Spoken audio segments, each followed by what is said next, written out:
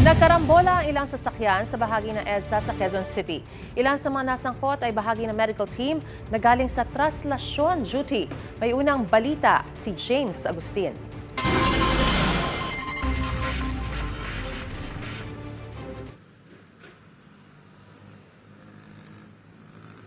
Maris, good morning. Inabot ng 1.5 oras bago tuluyang naigilid yung mga sasakyan na nasangkot sa karambola sa bahaging ito ng northbound lane ng EDSA.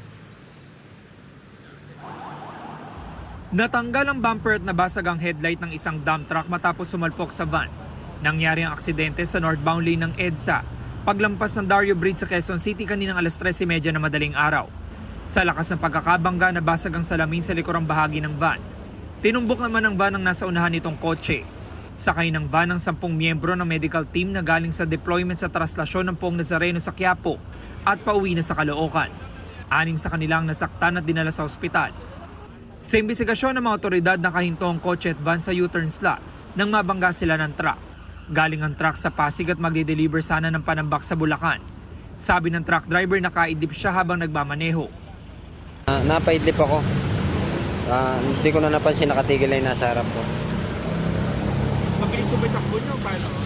Ano lang, mabagal lang. Pero mabigat kasi yung karga. Pa-U-turn sila kasi naka-stop.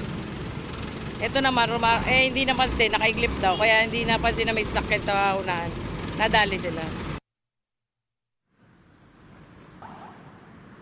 Samantala, Maris, nasa kustudiya ng QCPD Traffic Sector 6 na yung truck driver at patuloy yung sinasagawang investigasyon ng mga otoridad. Yan ang unang balita mula rito sa Quezon City. Ako po si James Agustin para sa GMA Integrated News. Gusto mo bang mauna sa mga balita? Mag-subscribe na sa GMA Integrated News sa YouTube at tumutok sa unang balita.